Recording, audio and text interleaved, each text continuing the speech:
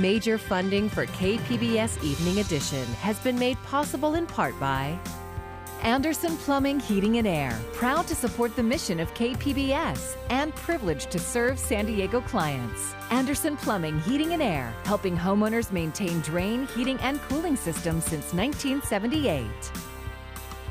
And by the Conrad Prebys Foundation, Darlene Marco Shiley, and by the following.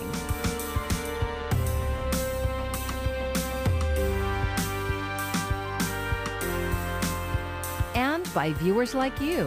Thank you.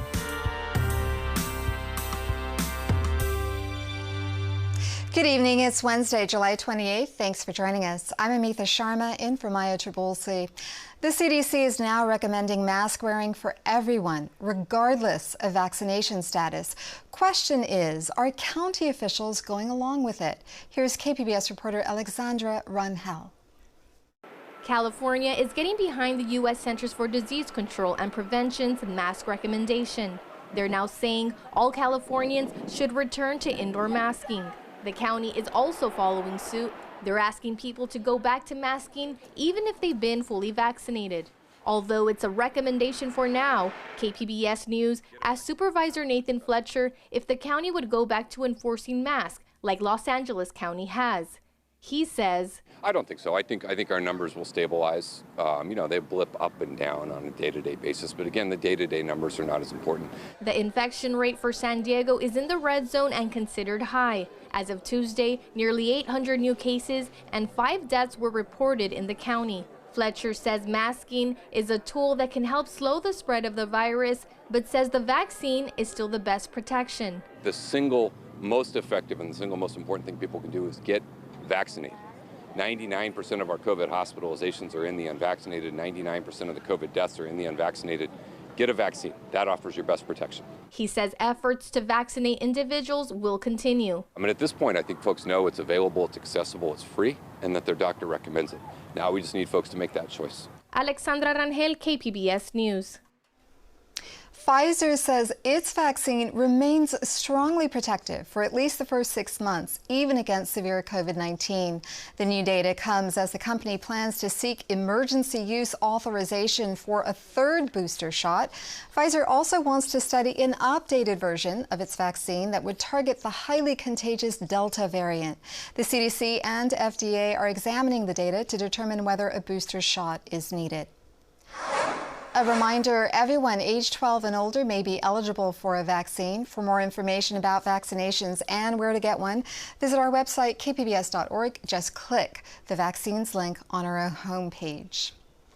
A San Diego County school official says there's been a lot of misinformation about enforcement of mask wearing. KPBS reporter Melissa May has a look at what school districts are required to do. San Diego County's Office of Education is making it clear that masks are not optional for schools. They are required inside classrooms.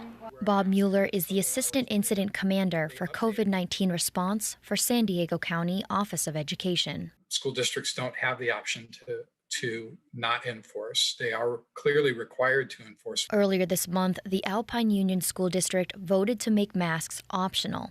Mueller says it doesn't work that way. The guidance is really clear. Masks are required indoors for all students except people with medical exemptions, and adults have to wear them in indoor settings as well. A school district does have control over how to bring a student into compliance with masks. They have the option to educate children in an outdoor space or through virtual learning. Mueller says with the elimination of physical distancing, universal mask use indoors becomes even more important. Facial masks are basically what has kept us safe throughout this pandemic. When we returned to in-person instruction back in April. Matthew Schneck is an 11th and 12th grade teacher at East Village High School. He says staff and educators there were united when it came to mask wearing. There was no pushback from educators about wearing masks at all. Schneck says the benefit of wearing masks outweighs the hindrance in school. One of the reasons why I want to have our children wear masks in schools is so that they can stay in school, right? Absences, we know that even during regular times, absences affect students' academic performance, right? The high school teacher doesn't like the idea of no mask enforcement. I would be terrified if kids were just allowed to decide, I can wear a mask if I want to, if I don't want to. I would not want to be teaching students that were unmasked. That would scare me. The mask requirement is being challenged by some parent groups who are suing the state over it. The suit is still pending. Melissa May, KPBS News. In La Mesa this afternoon, a sign of recovery from the violence and destruction that hit the city 14 months ago. KPBS reporter John Carroll is live with an event that city leaders hope will be a sign of healing in their community. John? Amitha, before long, this empty lot here will be the location of a new Union Bank branch. Now, Union Bank brass and city leaders gathered here a couple of hours ago for a groundbreaking. You might recall there was a bank here before, but it was destroyed on the evening of May 30th, 2020. Daytime protests over police violence turned destructive once night fell. The protests started outside the headquarters of La Mesa PD. People gathered to show their anger at the killing of George Floyd in Minneapolis, and an incident much closer to home, the treatment of Amari Johnson near a trolley station by La Mesa police officer Matt Dages. Dages has since been fired. Looters hit stores, and some attacked two banks, the Chase and Union Banks on Spring Street, breaking in and setting them on fire. Both banks burned to the ground. Two men were arrested last year in connection with the Chase Bank fire, but the investigation by the FBI and local authorities into who's responsible for what happened to the Union Bank continues tonight. Today, the mood was all about moving forward. The president of Union Bank and the guy who's the CEO of the company that owns Union Bank flew into San Diego for the occasion. Now, this Union Bank branch has been operating out of a temporary structure since shortly after the fire. But get a load of this, Union Bank has had a branch here in La Mesa since 1926. Today, the bank officials were joined by the president and CEO of the La Mesa Chamber of Commerce for a ceremonial groundbreaking. I talked to both the branch manager, Carlton Hill, who's managed this branch for 14 years, and also Mary England of the Chamber. Both said it was a time for looking forward. The important thing is just the resiliency of the community as a whole, and helping the community rebuild and reshape our future. I think this community has been rebuilding little by little. It may not be visual, but we've been rebuilding either emotionally or physically since that night. Now, you may recall that there was a consultancy firm hired by the city of La Mesa that did a look at how the police responded after that incident, and they said that they were not sufficiently trained. La Mesa now has a new police chief who's been on the job since the beginning of this year. He's a 20-year veteran of La Mesa PD. He has pledged to strengthen ties to the community and also to promote diversity within the department. As for what's going on here, well, the branch manager says that new bank should be ready by the end of this year. Live tonight in La Mesa, John Carroll, KPBS News. San Diego City Council members are digesting a new performance audit of the city's real estate dealings. KPBS Metro reporter Andrew Bowen says the audit follows several bad deals. Chief among those bad deals, 101 Ash Street, the high-rise office building that the city paid millions for but has been unable to occupy due to asbestos and other issues. The city auditor found former Mayor Kevin Faulkner and his staff failed to follow best practices, like requiring independent appraisals and building inspections. They also withheld key information from the council. Councilmember and Audit Committee Chair Vivian Moreno put it bluntly. My 500 square foot condo had more inspection than these city's buildings. After seeing all of this in this audit, and it is absolutely critical that moving forward, every proposed real estate acquisition before council needs to have a due diligence checklist. That checklist is one of the audit's recommendations, which Mayor Todd Gloria has agreed to implement. Additionally, the audit found that city staff did not give council members adequate time to review complex contracts, nor did they present real alternatives. Councilmember Joe LaCava acknowledged the safeguards recommended in the audit may slow the process down. And we may lose some good real estate acquisitions because we need extra time to make sure that we are doing things right, and a seller may not be willing to wait.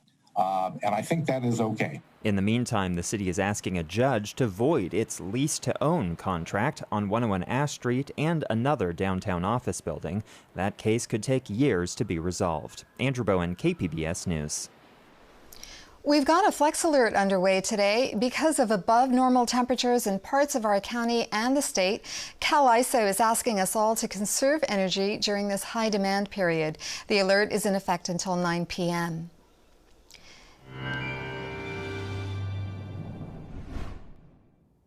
Back to business as usual with our typical summertime pattern. Warm and mainly dry days ahead for just about everyone. There is the possibility of some monsoon moisture bringing a little bit of stormy action for the mountains as we look ahead to your Thursday, but elsewhere warm and mainly dry. For tonight in the metro, temperatures fall off into the upper 60s. Some fog does develop late tonight with that marine layer thickening back up. 65 over in Oceanside, Ramona 61, Borrego Springs getting down to 81 degrees there for your overnight low later tonight. And again, timing out the rest of the overnight period, you'll notice that that marine layer does thicken up here through the early morning hours of your Thursday, but those clouds will clear out and will bring back some sunshine as we move into your Thursday afternoon. Getting up to 79 in San Diego, El Cajon getting up to 92 degrees, Borrego Springs 110, but Mount Laguna, you have some stormy conditions with temperatures there in the upper 70s. And then looking ahead to this weekend, same old pattern here with numerous showers and storms for much of the Four Corners region here of the Southwest. Some of that's going to get into Nevada, but it does look like Southern California stays dry for the most part here as we move into this weekend. Near the coast, not a whole lot of change here. A little bit of low-hanging cloud cover through the morning, sunshine in the afternoon, temperatures staying in the upper 70s to about 80 degrees. Further inland, temperatures in mid to upper 80s, about 10 degrees warmer here.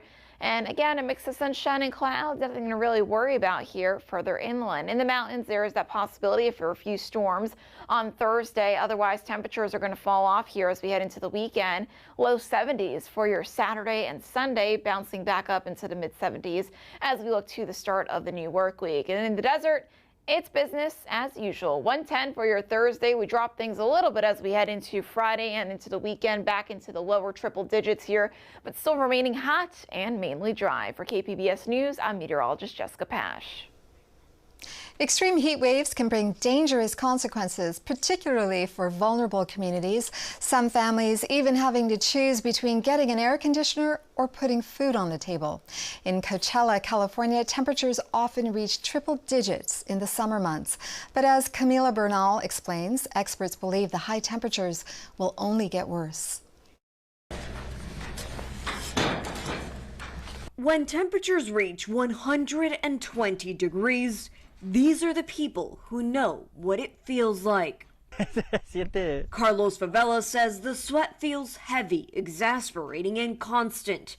He's been working in the fields for more than a decade and says that every year it only gets worse. These changes in the climate are going to actually cause communities who are in places that are potentially vulnerable. The nonprofit organization Todec is encouraging farm workers to drink water, take breaks, and report heat-related illnesses. It's something that you can't explain, the sacrifice that they do to put food on our tables. And the heat waves, now more frequent and more extreme, are also putting low-income families in dire situations. Sometimes being outside is fresher than in here. The Rivera family does not have central air conditioning in their trailer home, and they're not alone. Seattle, San Francisco, Portland, and Los Angeles are among the metro areas with the lowest percentage of air-conditioned homes, according to the latest U.S. Census data. And some lower-income households face a brutal decision: air conditioning or food. Start sweating too much, you feel dizzy, feel like passing out. The Riveras have installed fans, but it's just not enough. It really does put a lot more people in a vulnerable situation than we've seen in past years. Carlos Favela says his time in agriculture has taught him how to deal with the heat. But added that if it gets any hotter, it may become too much to bear. In Coachella, California, I'm Camila Bernal. San Diego County is helping seniors and others without air conditioning beat the heat. There are 16 cool zones at libraries, rec centers, and museums across the region. Seniors who need a ride to the nearest center can call 211. Also, SDG&E is offering free fans to those on a limited income who cannot make it to a cool zone. Governor Gavin Newsom is calling for more federal aid as California and other western states battle wildfires amid record heat waves and historic drought conditions. Experiencing a mega drought in the entire west coast of the United States that arguably is going back to the year 2000. The hots are getting a hell of a lot hotter, the dries are getting drier, and as a consequence, these young men and women in uniform have their work cut out to them.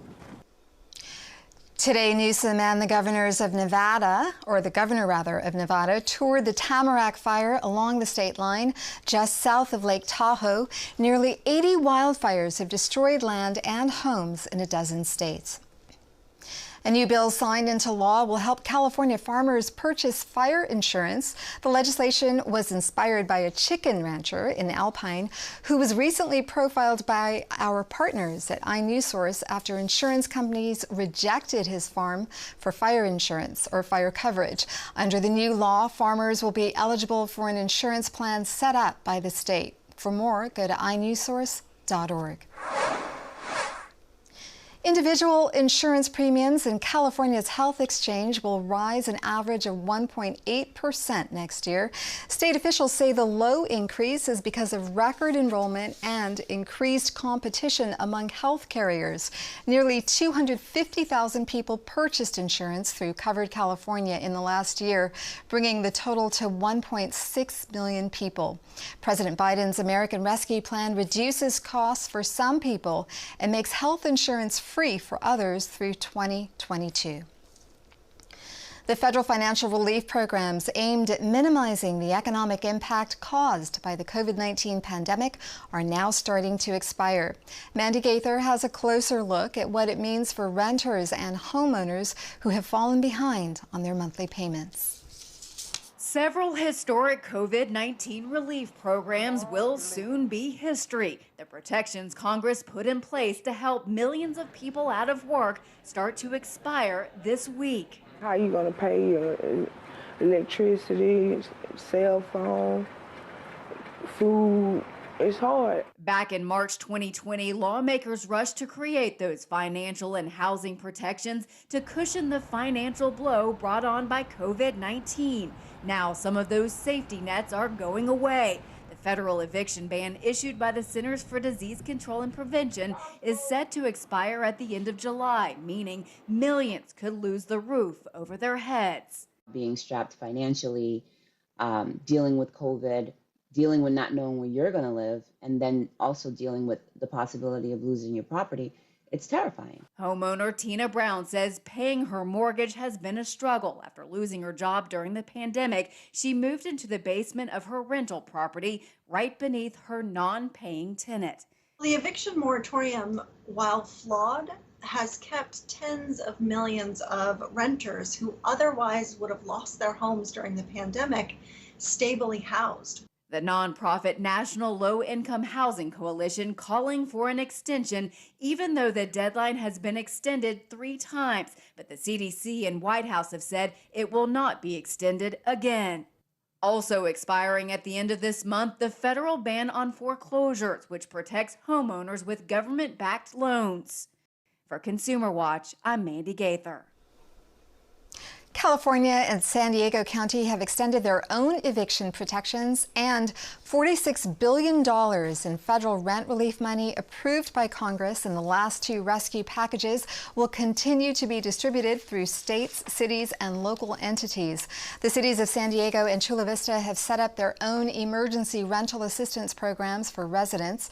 Everyone else can apply through San Diego County's program. You can find out more about the eligibility requirements and apply at the websites on your screen. A group of moms in Vista started noticing trash in their neighborhood. KPBS North County reporter Tanya Thorne says rather than walking past it, they decided to do something. Every Wednesday morning, Jovita Serafin gets supplies ready for her volunteers. She supplies buckets, trash bags, gloves, and grabbers for the group of people meeting her at Luz Duran Park in Vista. We're a group of volunteer moms and grandmas, and right now, since the kids are out of school, the children come and help too. They call themselves Guerreras en Acción para un Vista Limpio, or Warriors in Action for a Cleaner Vista. Queremos ver nuestra comunidad limpia. We want to see our community clean with a healthy environment for our children, for the elderly that walk the streets, and for the people that are in wheelchairs. Some of the wheelchairs are hand-pushed, and their hands get dirty because of all the trash that the wheelchairs touch. Serafin says the group often picks up masks, used needles and syringes, pet feces, and bottles. Pues hacer conciencia a los residentes de Vista que we want to raise awareness for Vista residents to please join us by keeping our city clean. Dispose of your trash correctly, especially face masks. We've been finding that a lot. The group has been cleaning the streets of Vista for 2 years. Michael Saldana is a firefighter with the Vista Firefighters Association and a Vista resident. He often volunteers with the group. It started off pretty rough. There's a lot of trash that they were finding, a lot of needles. And that's kind of what it was born out of, is them finding needles as they walk their kids to school, finding a lot of trash as they walk their kids to school. And instead of riding someone or trying to make waves, they decided to take responsibility for it and organize these walks. Murph Suleiman, a firefighter paramedic with the Vista Fire Department, says he especially enjoys seeing the kids volunteer with the group. Just us being with the kids here today and just walking around, and they kind of get the exposure, and not only that, they're just asking what we do, and we're exposing the kids to us helping out, and then now they want to get more involved too. They're like, well, we should do more things like this, and that's just awesome seeing these young guys out here and gals. I asked the kids why they like to volunteer. Because we want our town to be clean. And how does it make you feel when you see all this trash everywhere? Really sad. The volunteers meet here at Luz Duran Park in Vista every Wednesday at 9 a.m. And they welcome any new volunteers of all ages to come and help out clean up their neighborhood. In Vista, Tanya Thorne, KPBS News.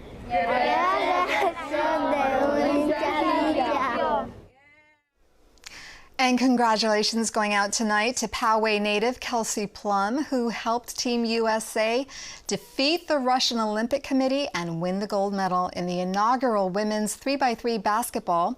The La Jolla Country Day High School alum scored 5 points in the 18-15 victory. She was also the tournament's leading scorer. Simone Biles has withdrawn from the all-around competition to focus on her mental well-being. The decision comes a day after the American gymnastics superstar removed herself from the team final because she felt she wasn't mentally ready. Her teammates went on to win the silver medal. Other American athletes are offering their support to Biles. I think she's handled it beautifully. I applaud her for putting herself first and doing what's right for her. That's hard to do in a world where people expect so much of you and have this idea of what success looks like.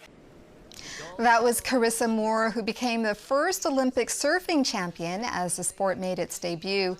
Before her win, she spoke with reporter Will Ripley about what it's like to be part of Olympic history. About 90 minutes outside of Tokyo, the sleepy surf town of Ichinomiya. The vibe? Japanese, with a touch of California and a sprinkle of Hawaii. Carissa Moore studied Japanese in her hometown of Honolulu. I really wanted to show my appreciation, so I was practicing all morning and I wrote a little speech down. I think the Japanese people are definitely ambassadors of the aloha spirit. That aloha spirit, the coordination of mind and heart, Moore's mantra in life and sport. She has her own charitable foundation for the next generation of young female surfers. She's a 4-time World Surf League champion. It's easy to get too far ahead of yourself when you think about how big it is. Moore is one of 2 female surfers making Olympic history for Team USA. I don't know, it's just really fun. They have a lot of experience and it's fun to kind of soak that all in. Caroline Marks from Florida is not even 20. She was surfing at 10. And to be an Olympian at your age, how do you top this? I mean, I don't know. I just enjoy, love surfing so much and I enjoy it so much. Yeah, I have tons of goals and things I want to do, but right now I'm just trying to live in the moment and enjoy this. Well, popular here in Japan, Chiba Prefecture is not exactly known as a global surfing destination, but this Summer Games cements its place in Olympic history. International recognition for the sport, a long time coming, says the CEO of USA Surfing. When I was in high school, surfing was a counterculture sport. I would go to take a girl out and she'd tell her dad that I was a surfer. And it was like, oh my God. Today, the biggest surfing stars can make millions. And the biggest name on Team USA, John Florence. World famous for his powerful barrel riding and aerial tricks tailor-made for the towering waves of his home state. I grew up in Hawaii. We have a lot of power in the waves. Japan's waves, relatively tame by comparison. So in some ways it's harder when it's like this. Yeah, for me, I find it a lot harder in the smaller waves. Florence and the team have been training intensively in this world-class wave pool. There were whispers of moving the Olympic competition to perfect swell Shizunami, but a typhoon in the region is serving up some even sweeter swell on the coast. A new wave of Olympic greatness on the black sands of Japan. Will Ripley, CNN, in Chiba, Japan. And you can find more coverage from the 2020 Tokyo Olympics on our website, kpbs.org. And as always, you can find all of tonight's stories there as well. Thank you for joining us and have a great evening.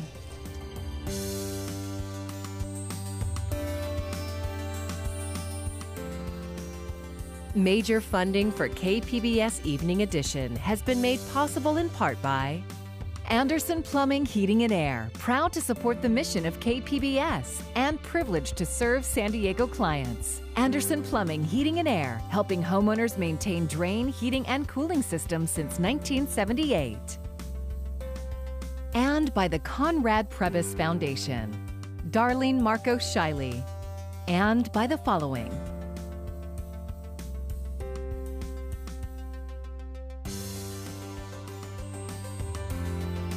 and by viewers like you. Thank you.